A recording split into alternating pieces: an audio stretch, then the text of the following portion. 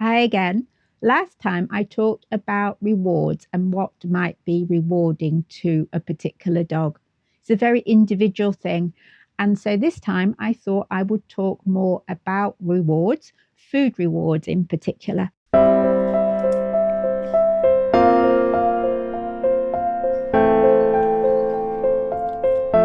I do quite often hear it said that a dog is stubborn and also not interested in food at all. And actually, it's very unlikely that they're not interested in food in the least, but rather one of two things might be happening here. Firstly, they could be so overwhelmed or excited in the situation that at that stage they do not feel able to take the food. The second one is that the food you're offering in that situation is not exciting enough. And the same could apply to other rewards, not just food. So it might apply to toys or praise. Is the toy you've got not exciting enough? Is the way you're talking to them not appealing enough? And my dogs have very different personalities. Let's take a look at each of them in turn because this illustrates how different rewards are valued by different dogs really quite well. First of all, let's look at AJ. He's really responsive to food. You can get his attention in a flash, even when all you have on offer is half a gravy bone or a piece of kibble. And this was enough to teach him better impulse control around dogs, cats, squirrels. He's really quite a cheap date, is AJ. These basic sorts of rewards also work for Meg.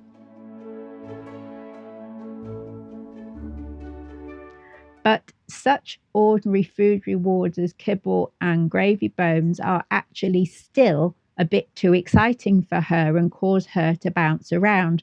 So sometimes even the most ordinary of food is more than she can cope with, and you cause more problems by offering it. So it can be better to stick to stroking, patting, or praising her.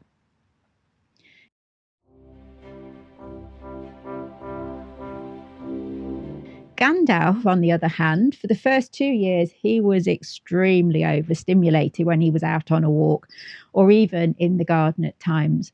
So, physical contact and praise had zero effect.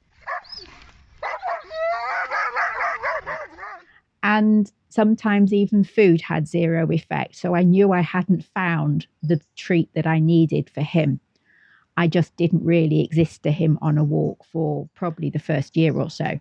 I tried a variety of different food rewards, which all needed to be high value because the basic stuff really wasn't going to cut it. And we tried sausages, dried meat, we tried cheese, and eventually we reached a point where he would respond from dealing with a difficult situation to looking to take food from my hand if nothing else was happening and if it was only minor.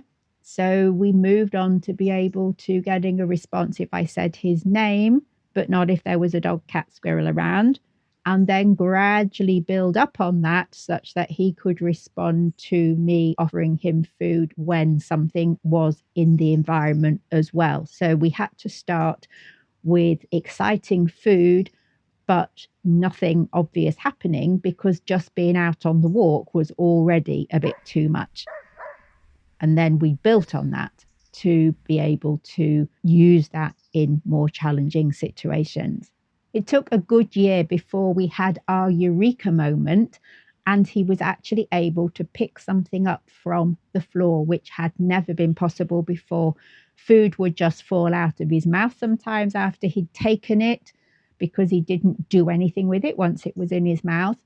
And if food dropped on the floor, it didn't exist to him. So when he was able to actually pick up food from the floor, I felt we had had a huge breakthrough. So prior to that, he was just way too wary of his surroundings and focused on what might be happening to even think about food if it wasn't right in front of his nose. Now, after almost 4 years, he's able to walk along comfortably beside me instead of being out in front, which is a big change. We take training treats as we go.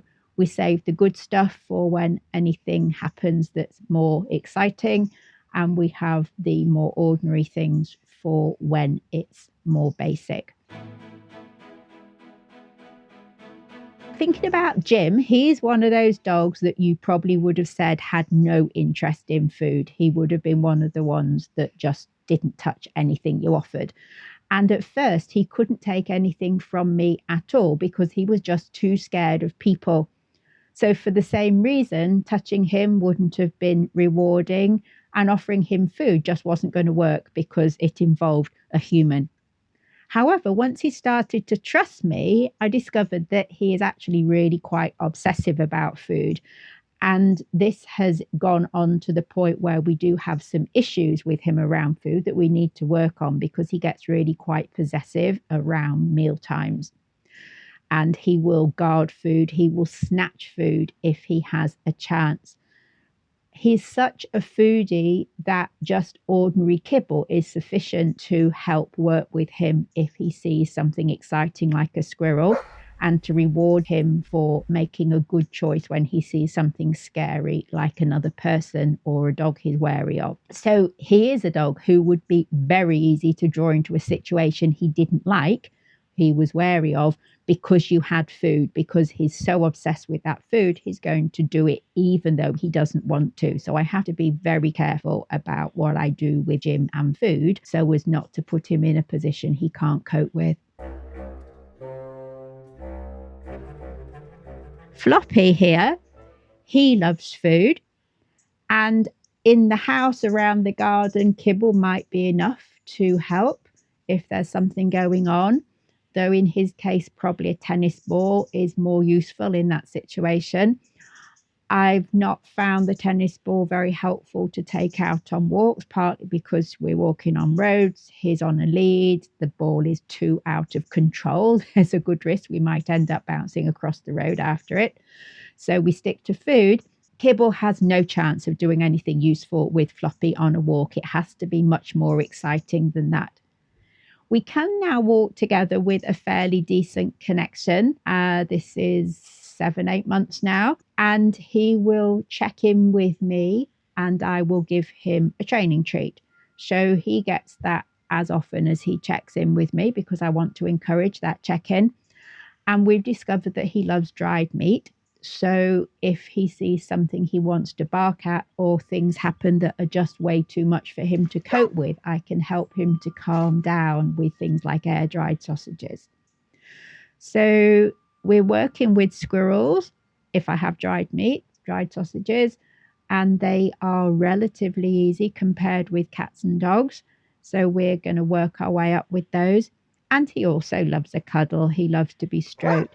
And allowing him to lean on me is quite reassuring for him. So if he sees something scary, he's almost immediately leaning on me. So I build on that desire for physical contact to help him to calm down if something difficult happens.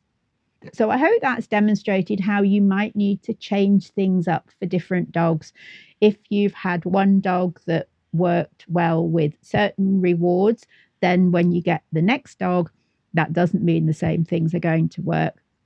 They won't necessarily find the same things rewarding. So do keep trying out different things and give it time, and you will find something that works for you and your dog. That's all for today. We'll be back again soon. Bye for now. Look out for new videos every Monday, and why not subscribe so you don't miss out?